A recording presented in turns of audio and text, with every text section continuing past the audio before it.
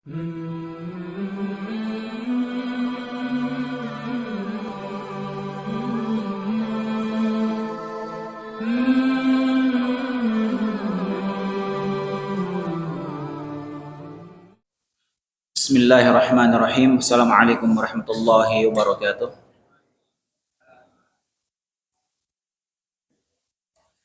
Innal hamdalillah nahmaduhu wa nasta'inuhu wa nastaghfiruh wa na'udzu billahi min shururi anfusina wa sayyiati a'malina. Man yahdihillahu fala mudilla lahu wa man yudlil fala hadiya lahu. Asyhadu an la ilaha illallah wahdahu la syarika lahu wa asyhadu anna Muhammadan 'abduhu wa rasuluh sallallahu alaihi wa ala alihi wa sallama tasliman katsira. Amma ba'd. Allahumma la ilma lana illa ma 'allamtana. Allahumma 'allimna ma yanfa'una wanfa'na bima 'allamtana. Wa zidna 'ilman wa aslih lana sya'nana kullahu wa la takilna ila anfusina tarfata 'ain. Hadirin rahimani wa rahimakumullah.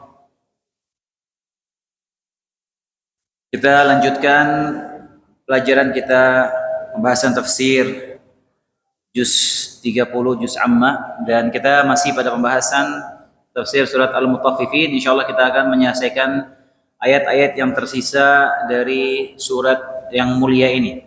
Pada pertemuan terakhir yang sedang lalu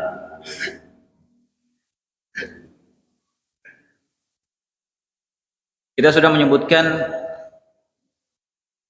tafsir surat ini sampai ayat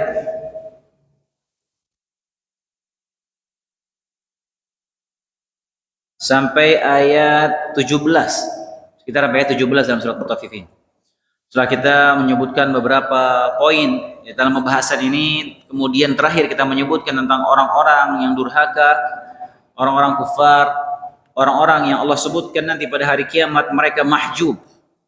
Kalla innahum an rabbihim yawma idzin la mahjubun.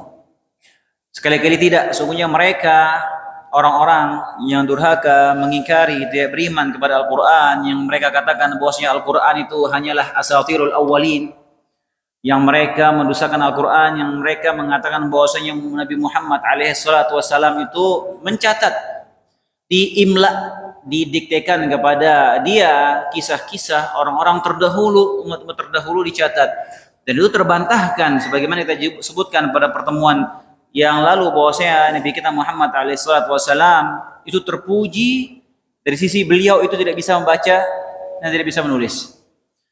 Beliau terpuji dari sisi itu, dan emang Allah SWT menjadikan beliau tidak bisa membaca dan tidak bisa menulis agar runtuhlah argumentasi mereka orang-orang yang mendustakan Al-Quran.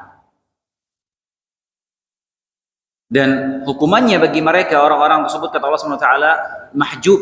Nanti pada hari kiamat mereka terhalangi, benar-benar terhalangi dari melihat Rabbnya, dari melihat Tuhannya. Dan ini antara dalil yang sangat tegas yang membenarkan akidah Ahlussunnah wal Jamaah bahwasanya nanti di surga Allah Subhanahu wa taala itu akan bisa dilihat. Dan itu merupakan nikmat surga yang tertinggi. Ketika penghuni surga itu melihat wajah Allah Subhanahu wa taala. Dan selanjutnya di bagian sebelum akhir, setelah Allah menjelaskan keadaan golongan orang-orang fujjar serta azab yang akan mereka terima pada hari kiamat, selanjutnya Allah SWT menyebutkan golongan orang-orang al-abrar yang sebelumnya al-fujjar, kita sebutkan dengan beberapa dosa maksiat mereka dan hukuman mereka. Kemudian Allah menyebutkan tentang golongan al-abrar. Allah berfirman dalam ayat ke-18, kalla inna kitabal abrari lafi 'illiyin.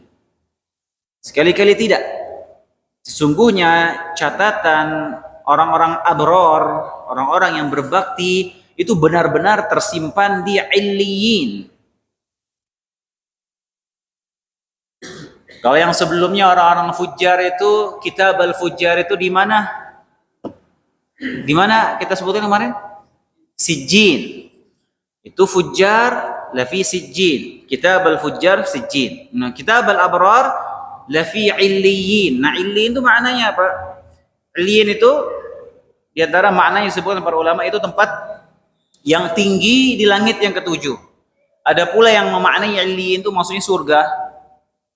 Jadi sebagaimana yang kita sebutkan tentang golongan orang-orang fujar yang lalu, bahwasanya orang-orang abror itu juga Allah sudah mencatat nama-nama mereka yang akan masuk surga, dan catatan tersebut tidak akan berubah lagi. Sudah Allah catatkan fulan, fulan, fulan, fulan ahlu surga. Allah catatkan dan catatan tersebut disimpan di Illiyin. Jadi sekali lagi makna ayat itu bagaimana yang sebelumnya, inna kitab al-abrar, inna kitab al-fujar li fi sijjin, inna kitab al-abrar li fi Illiyin, maknanya dua. Yang pertama bahwasanya nama-nama orang-orang yang baik penghuni surga itu sudah tercatat dan tersimpan di langit yang ketujuh. Illiyin, tadi kita sebutkan di antara maknanya ada yang menyebutkan langit, tempat yang tinggi, langit ketujuh. Kemudian pendapat kedua yaitu nama-nama mereka tersimpan di surga, disebutkan dalam tafsir Ibnu Katsir. Wa ma adraka masijjin. Afwan, wa ma adraka ma Illiyun. Tahukah engkau apa Illiyin itu?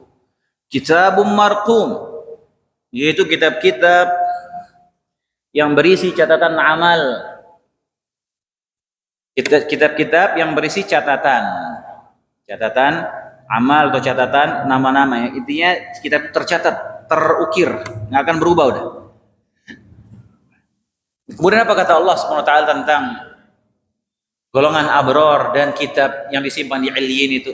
Yashhaduhul muqarrabun, yaitu yang disaksikan oleh malaikat-malaikat yang didekatkan kepada Allah Subhanahu wa taala.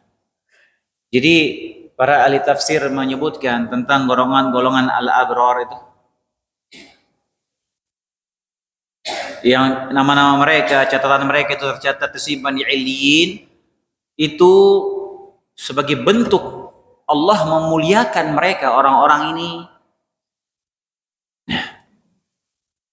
Mereka calon penghuni surga ini, catatan nama-nama mereka itu dibuka oleh Allah Subhanahu wa taala dan dihadiri oleh para malaikat. Ini dimuliakan. Bayangkan nama-nama, catatan nama-nama orang-orang baik, orang-orang abror yang mereka penghuni surga itu dibukakan di hadapan para malaikat, dan malaikatnya malaikat yang muqarrabun, malaikat yang didekatkan kepada Allah Subhanahu wa taala, untuk menyaksikan penyebutan nama-nama mereka dalam kitab tersebut. Ini luar biasa hadirin. Bayangkan, nama-nama orang-orang tersebut dibukakan dan disaksikan sebagai bentuk pemuliaan kepada mereka di hadapan para malaikat-malaikat muqarrabun.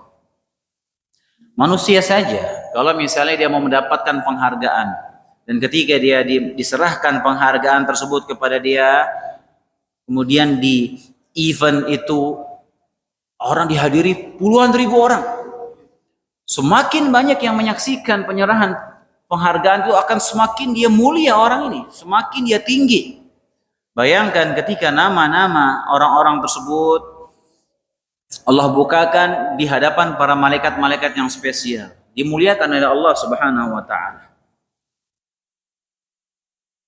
Kemudian di ayat ke-22 Allah Subhanahu wa taala berfirman, innal abrara lafi na'im.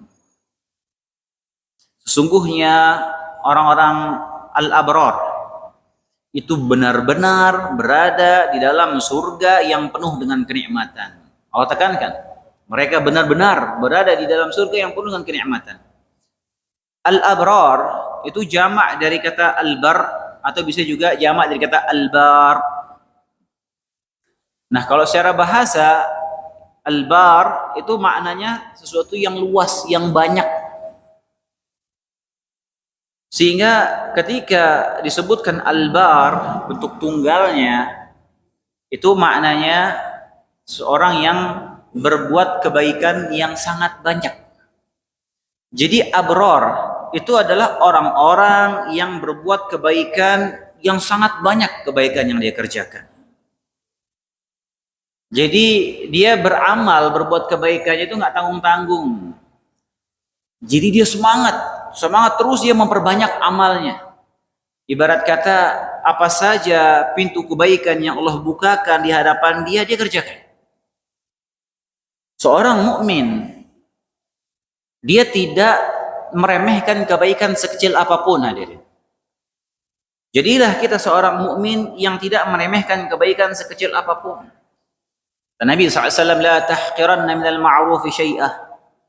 Jangan kalian meremehkan kebaikan sekecil apapun. Walau an talqa akhaka biwajhin taliq. Walaupun engkau hanya sekedar senyum di hadapan saudaramu. Jangan diremehkan. Senyum yang mungkin kita anggap sepele, kita cengengesan, cengar-cengir sana sini di hadapan saudara kita kalau ketemu. Kadang mungkin kita kan nggak kenal, tapi kita paksakan, kita kasih wajah senyum berseri di hadapan dia. Jangan diremehkan itu. Nabi bilang jangan diremehkan, berpahala. Bisa jadi kita masuk surga gara-gara itu. Bisa jadi kita terhindar dari api neraka gara-gara senyuman-senyuman itu. Kata Nabi SAW, ittaqun nar walau bisyiqqi tamrah.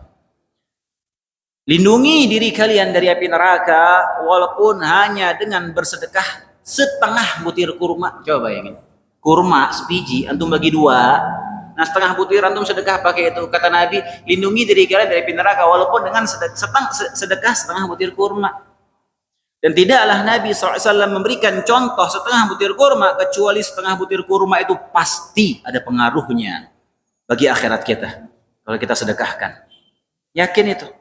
Makanya ketika dibukakan pintu kebaikan kepada kita, jangan diremehkan. Bisa jadi Allah bukakan pintu kebaikan di depan mata kita, itu Allah menginginkan kita mendapatkan ridhanya. Bisa jadi Allah bukan pintu kebaikan yang kita anggap sepele kecil. Bisa jadi dengan kebaikan itu Allah berikan ampunan kepada kita. Bisa jadi kita nggak tahu. Marrat baghi wa ala ra'si raqi. Seorang wanita pezina, PSK, lewat di pinggir sumur. Ini wanita kerjaannya zina. Bukan sekali zinahnya, emang pekerjaannya zina. Lewat di sisi pinggir sumur, ngelihat anjing kehausan, nggak ada orang, dia turun, diambilkan air, dikasih minum. Allah ampuni dosa-dosanya gara-gara ngasih minum anjing. Allah kasih taufik kepada wanita ini gara-gara dia ikhlas ngasih minum anjing. Dengan taufik itu dia bertaubat dari zinahnya, dia bagus amalnya sehingga dia husnul khotimah, dia dapat ampunan, masuk surga. Ngasih minum anjing aja. Ustaz, kalau gitu besok kena pelihara kucing deh Ustaz di rumah. Enggak, intinya jangan meremehkan kebaikan. Makanya al-abrar itu orang-orang yang dia melakukan kebaikan yang banyak. Kalau dia berbuat kebaikan, dia tidak hanya fokus ke kebaikan-kebaikan yang diwajibkan bagi dia saja. Dia silaturahmi yang hukumnya wajib. Silaturahmi yang hukumnya wajib itu di ring satu kita. Ring satu kita. Siapa ring satu kita? Ring satu kita siapa hadirin? Orang tua, anak, saudara. Ini wajib kita sambung silaturahmi. Hukumnya wajib. Nah orang yang abror ini dia nggak hanya silaturahmi ke yang wajibnya saja. Dia ke pamannya, dia ke tantenya, dia ke kakek neneknya, dia ke sepupunya, dia sambung silaturahmi. Abror. Ketika dia sholat, dia nggak hanya sholat 5 waktu saja, dia kerjakan juga sholat sunnah, sholat duhanya dia jaga, sholat witirnya dia jaga, sholat rawatibnya qabliyah ba'diyah dia jaga. Abrar seperti itu. Ketika dia mengeluarkan hartanya jalan Allah, dia bayar zakat, dia bayar juga, dia tunaikan juga sedekah sunnahnya, dia sering ngasih orang hartanya dia. Abrar seperti itu. Dan seterusnya. Dan mereka melakukan itu dengan ikhlas dan lapang dada. Nah, orang yang seperti itu, abrar, kata Allah SWT, benar-benar berada dalam kenikmatan surga. Dan Allah Subhanahu wa taala menjanjikan itu, dan Allah tekankan lagi, benar-benar mereka dapatkan kenikmatan yang kata Nabi SAW, yang dia menyampaikan hadis qudsi. Allah berfirman dalam hadis qudsi, a'adatu li'ibadiyas salihin ma la 'ainun ra'at wa la udhunun sami'at wa la khatara 'ala qalbi bashar. Aku menyiapkan bagi hamba-hambaku yang saleh surga yang tidak pernah dipandang oleh mata mereka, nggak pernah terdengar oleh telinga mereka, dan tidak pernah terbesit di benak mereka. Kenikmatan tersebut tidak pernah terbesit di benak mereka. Allah siapkan bagi mereka. Nggak pernah dilihat, nggak pernah dengar, nggak pernah terbayangkan oleh benaknya. Jadi apapun yang kita coba khayalkan tentang kenikmatan surga pasti salah, jadi pasti salah. Jadi antum mau sekuat apapun antum berusaha membayangkan bidadari surga, mentok-mentok bayangin istri. Ingat wajah istri habis itu. Pasti salah. Nggak pernah terbesit di benak siapapun kenikmatan surga itu. Kita mau memakhayalkan anggurnya surga, ya nggak akan ketemu, nggak bakal sama yang apa kita khayalkan. Itu yang Allah siapkan. Kemudian kata Allah Subhanahu wa taala di ayat ke-23, 'alal araiki yanzurun. Innal abrara lafi na'im. 'Alal araiki yanzurun. Mereka duduk di atas dipan-dipan melepas pandangan. Araik itu jamak dari kata arikah, itu dipan-dipan ya yang dihias. Ini seperti mungkin dia dengan perhiasan yang enggak terbayangkan oleh kita. Nah, di atas itulah mereka menikmati kenikmatan surga sambil memandang. Nah, di ayat ini apa yang dipandang oleh penghuni surga itu enggak disebutkan objeknya. Kalau dalam bahasa Arab misalnya maf'ul bihi itu enggak disebutkan. Alal araki yang turun, dalam di atas dipan-dipan mereka melihat, memandang. Yang dipandang apa nggak disebutin. Nah, kaidah dalam ilmu tafsir, kalau maf'ul bihi-nya tidak disebutkan, itu menunjukkan faidah keumuman, secara umum. Makanya sebagian ahli tafsir berbeda pendapat nih. Maksudnya apa? Yang dipandang itu apa? Ada yang mengatakan mereka memandang kenikmatan yang mereka rasakan. Ada yang mengatakan, sebagian ahli tafsir mengatakan mereka saling memandang satu sama lain di antara mereka. Mungkin teman lama, sahabat lama, ketemu di surga. Bisa jadi dia pernah ditipu sama orang yang dulu zolimin dia, ketemu di surga, bisa jadi. Bisa jadi. Dia dulu pernah nipu dia pernah ditipu, ditilap, difitnah sama orang ini, ketemu di surga. Kira-kira apa yang terjadi hadirin? Apa dia masih lo dulu di dunia lo, gue masih inget lo. Ada nggak begitu? Ada nggak kira-kira? Udah nggak ada. Kenapa nggak ada? Kenapa tidak ada lagi itu di surga? Coba masih ingat nggak? Kita pernah bahas dulu di rukun iman yang kelima. Kenapa? Dibersihkan hatinya di qantarah. Jadi sebelum masuk surga, setelah melewati sirat, ada tempat namanya qantarah. Di qantarah itu dihilangkan semua kedengkian. Wa naza'na ma fi qulubihim min ghillin. Dalam hatinya semua kedengkian, kecemburuan, dongkol sama orang yang sudah tidak ada. Udah dibersihkan.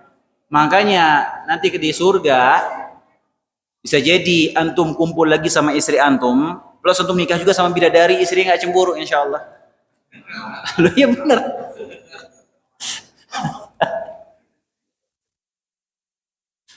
Benar. Karena sudah dihilangkan itu. Dalam hatinya sudah nggak ada gitu-gitu lagi. Itu dibersihkan di qantarah namanya. Sudah pernah kita bahas dulu ya. Kemudian ada yang menafsirkan juga mereka memandang apa? Sambil di atas dipan mereka melihat, sebagian berpendapat mereka melihat penghuni neraka sedang diadab. Sehingga menjadikan mereka bersyukur kepada Allah diselamatkan dari adab tersebut. Sebagian berpendapat semua itu benar. Ini maknanya semua benar. Karena ini bersifat umum. Jadi apa aja yang dipandang oleh penghuni surga itu kelezatan bagi dia. Semua kelezatan mereka pandang akan menambah kenikmatan bagi mereka.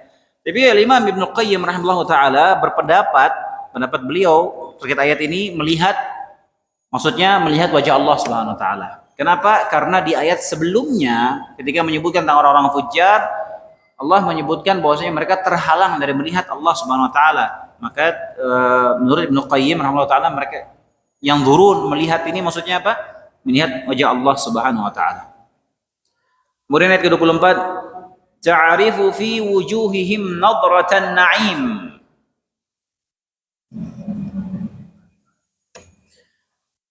Kamu dapat mengetahui dari wajah mereka kesenangan hidup yang penuh kenikmatan. Jadi di ayat sebelumnya Allah berfirman, alal araiki yang turun, di atas dipan-dipan mereka memandang. Ta'rifu fi wujuhihim nadratan na'im, akan nampak dari wajah mereka itu kesenangan, kegembiraan karena kenikmatan yang mereka rasakan. Jadi orang yang mendapatkan kenikmatan itu biasanya nampak dari wajah mereka yang berseri-seri. Wajah yang gembira itu nampak. Kenapa? Karena dia senang batinnya. Kenapa? Karena dapat kenikmatan. Sebaliknya juga orang kalau dapat musibah, dapat masalah, biasanya juga kelihatan juga dari raut mukanya. Karena lagi ada masalah, lagi kena musibah. Demikian juga orang kalau dapat kenikmatan akan nampak dari wajahnya kenikmatan tersebut. Senang dia, berseri-seri wajahnya. Yusqawna min rahiqim makhtum. Ayat ke-25 Allah sebutkan tentang kenikmatan mereka lagi. Selain yang berikutnya, mereka diberikan minum.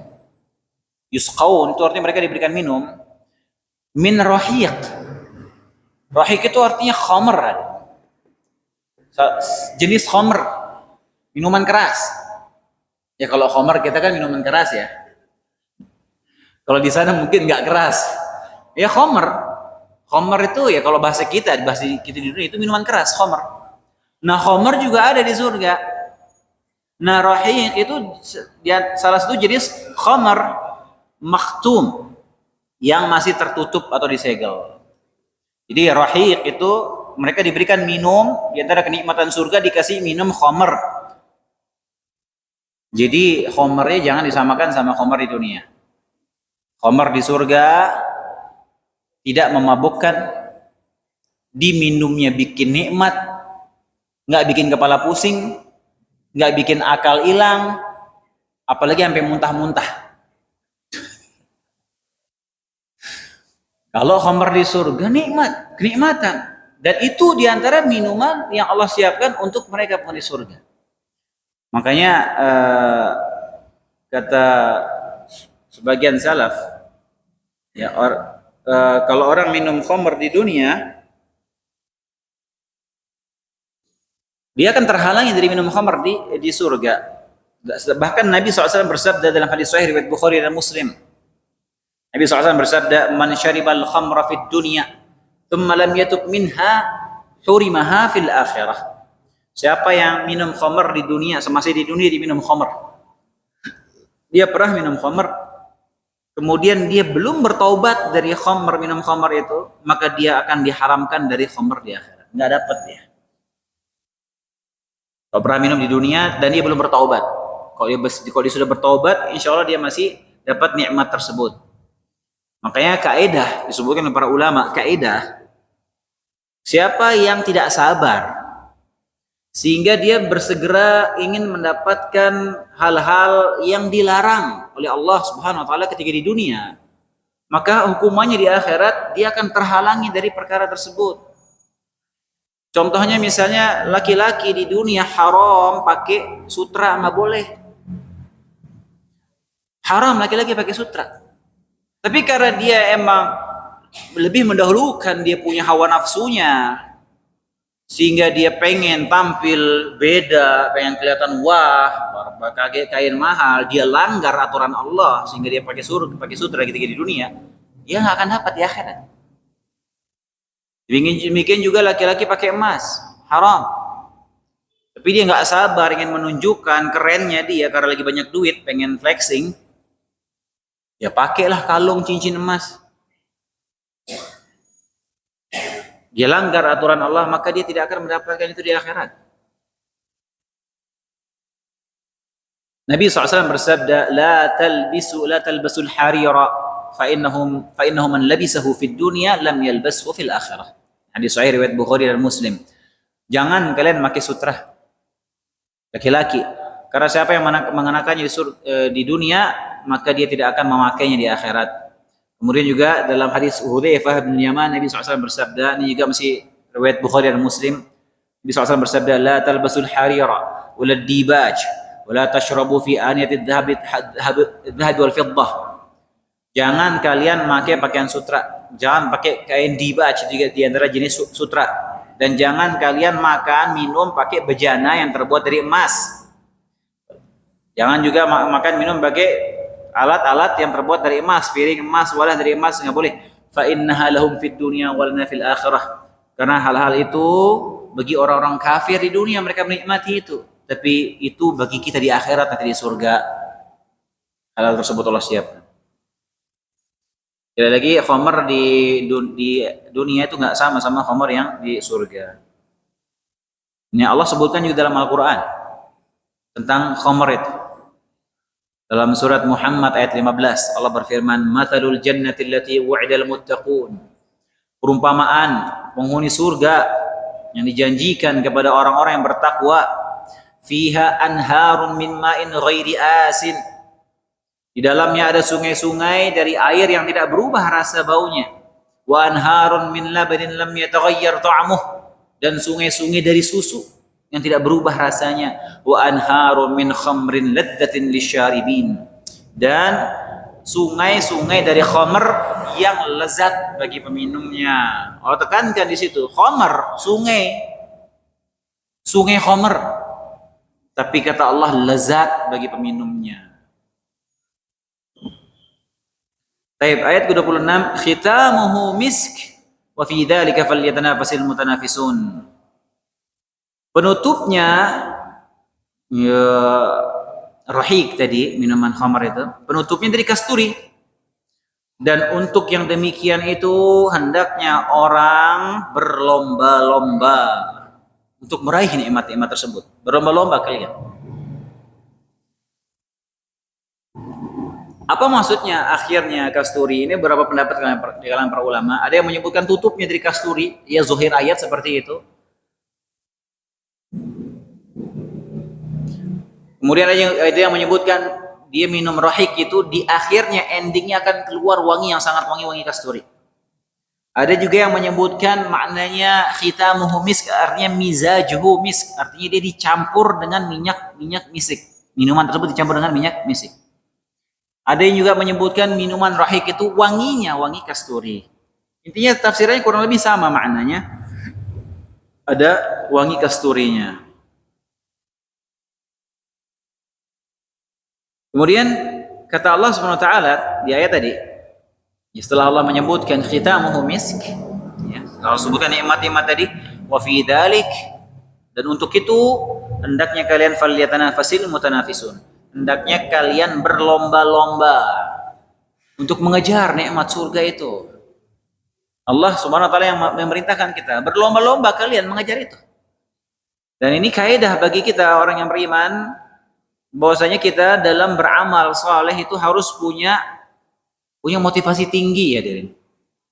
Kita harus punya motivasi tinggi dalam beramal saleh. Jangan mental kita ini beramal saleh secukupnya. Jangan mental kita beramal saleh yang penting ada. Jangan mental kita dalam beramal soleh yang penting ana lebih baik dari si fulan. Si fulan begitu, kalau ane masih mending. Jangan seperti itu. Kita berlomba-lomba dalam beramal soleh. Jadi kita dalam perkara akhirat itu kita kejar-kejaran. Kita kejar-kejaran, saling bersaing.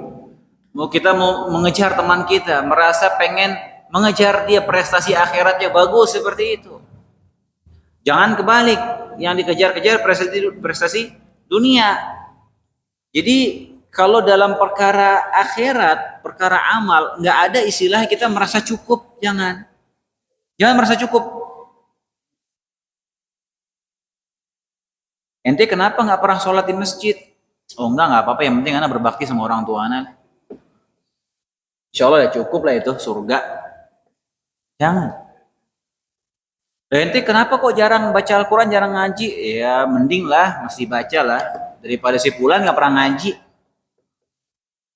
Enggak. Kita dalam akhirat nggak boleh seperti itu. Jangan merasa cukup. Jangan merasa cukup. Ya. Kita punya amal rutinitas, kita mungkin merasa cukup. Insya Allah cukuplah masuk surga, enggak. Berlomba-lomba kita dalam beramal soleh. Karena apa? Karena surga itu bertingkat-tingkat. Surga itu bertingkat-tingkat. Berbeda kita dalam perkara dunia. Dalam masalah dunia, kebaliknya hadirin. Benar-benar 360 derajat. Dalam masalah dunia, kita harus punya sifat qanaah. Apa itu qanaah? Merasa cukup, nerimo. Dunia seperti itu. Jangan di dunia kita kejar. Sampai kita jadi orang rakus, tamak sama dunia. Dan semakin kita mengejar dunia, kita akan semakin haus. Semakin kita mengejar dunia, kita akan semakin menjadi budaknya dunia.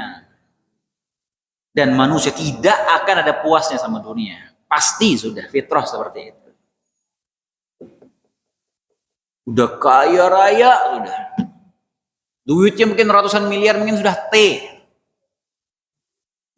duitnya. Masih aja ngebabat hutan. Ya Allah ya Rabbi. Itu duitnya sampai 7 turunan mungkin nggak habis. Tapi kayak orang kelaparan masih terus pengen memperkaya diri. Na'udzubillah. Makanya dalam perkara dunia kita qanaah, nerimo. Nabi SAW bersabda, warda bima qasamallahu lak takun aghnan nas. Ridha kamu sama apa yang Allah bagikan untukmu, maka engkau akan menjadi orang paling kaya. Karena yang namanya kaya itu dalam hati. Kekayaan dalam hati. Orang kaya tadi, duitnya udah banyak, tapi kayak orang melarat. Gak ada puasnya. Terus pengen memperkaya diri. Tapi kalau dia nerima qanaah, dia akan jadi orang paling kaya. Kenapa? Karena dia merasa cukup dalam hatinya, merasa cukup dengan apa yang Allah bagikan bagi dia. Begitu dalam perkara dunia.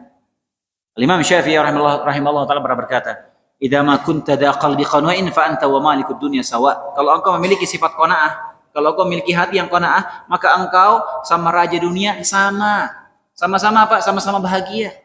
Raja dunia, dia bahagia, dia punya kedudukan, dia punya harta, dia punya segalanya, bahagia dia. Sama orang yang punya sifat qanaah dalam hatinya, sama bahagianya sama raja itu. Sama bahagianya sama raja itu. Kenapa? Karena dia qanaah, nerima sama apa yang Allah berikan sama dia. Cukup sudah bagi dia. Itu orang yang beriman mentalnya seperti itu. Tapi dalam masalah akhirat, hendaknya kita berlomba-lomba. Ya, sekali lagi kenapa? Karena surga itu bertingkat-tingkat. Dan ketika sudah sampai kita di tingkatan tertentu, kita nggak bisa pindah naik tingkatan di atasnya kecuali ada keluarga kita yang bisa mendongkrak kita ke atas. Allah berfirman, "Walikullin darajatun mimma 'amilu wa ma rabbuka bighafilin 'amma ya'malun." Dan masing-masing orang ada tingkatannya sesuai dengan apa yang mereka kerjakan.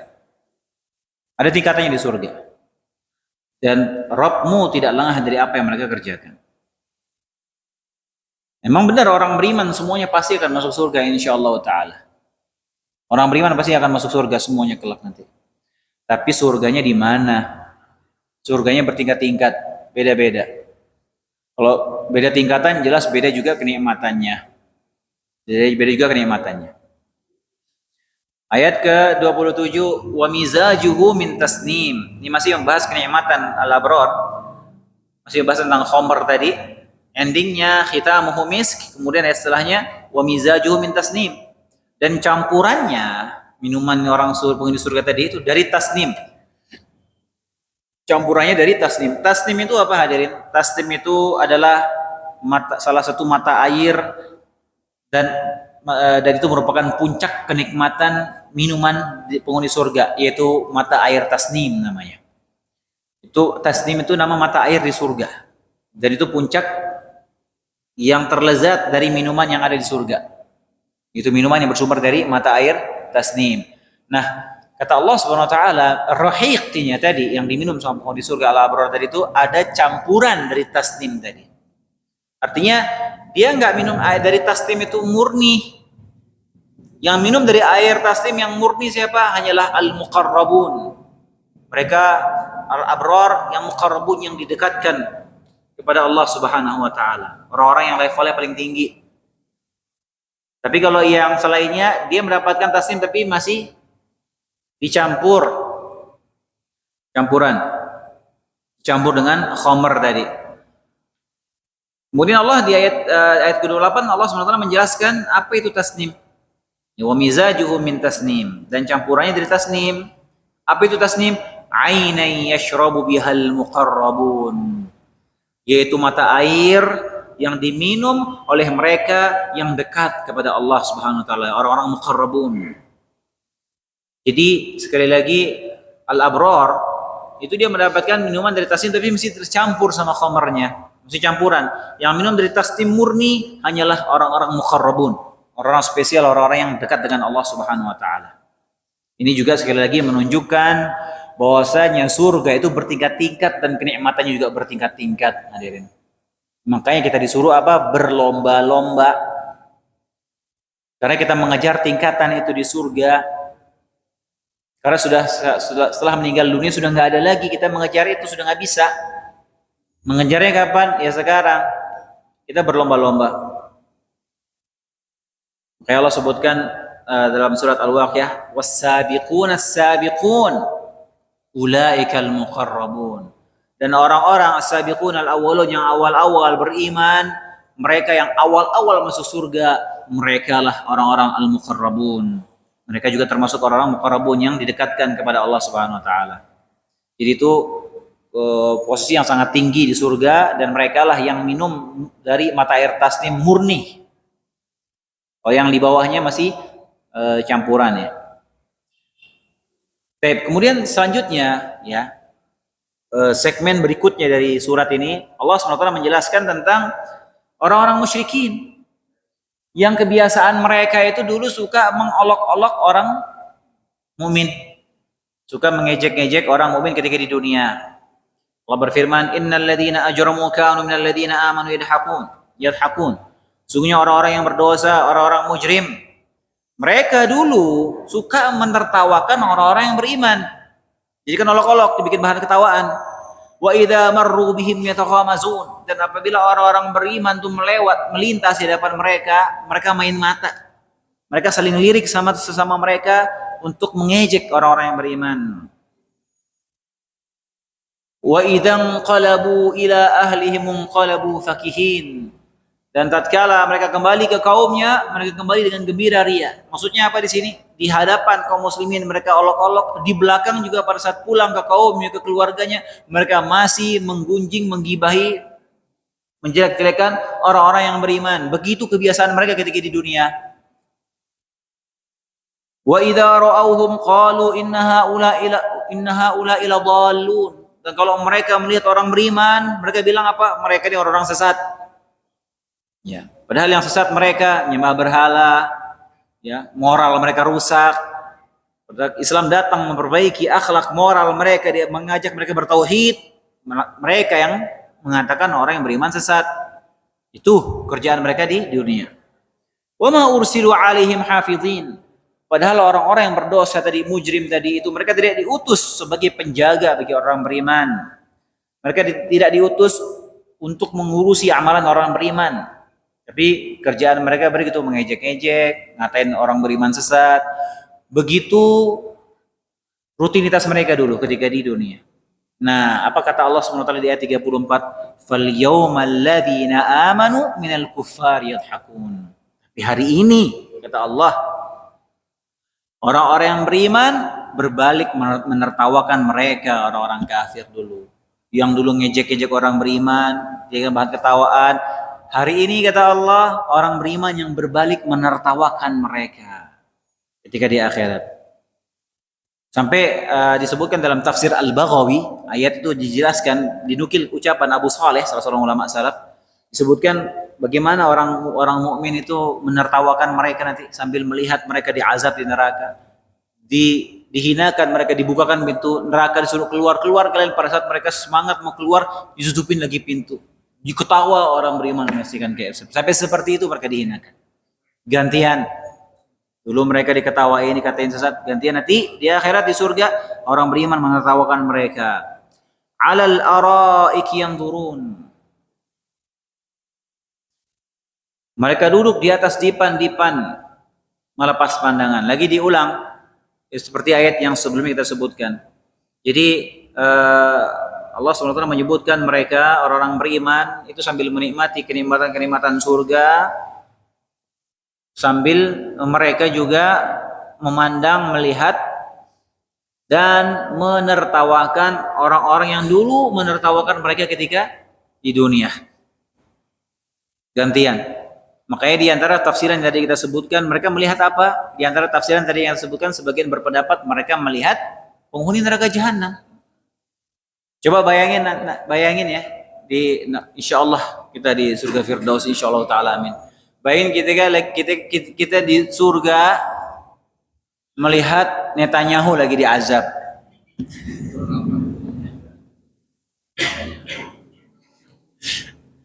Ya, lihat Netanyahu ya, apalagi yang dulu tuh Ariel Sharon ya, alaihim la'natullah.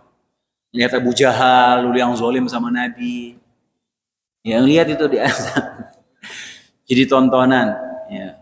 Oh, ketawa mungkin kita ngelihat itu. Ngelihat Firaun ya kan. Diazab. Ini apa? Orang-orang Yahudi yang membantai kaum muslimin sana. Nah, itu diperlihatkan nanti. Kayak Allah sebutkan, "Fal-yaum", hari ini, "Al-yaum alladziina aamanu minal kuffari yadhakun." Pada hari ini kebalik nanti. Orang beriman yang menertawakan mereka, melihat mereka diadab di neraka. Di sisi lain, mereka orang beriman itu bersyukur. Apa hikmahnya diperlihatkan neraka? Menjadikan mereka semakin bersyukur kepada Allah Subhanahu wa taala.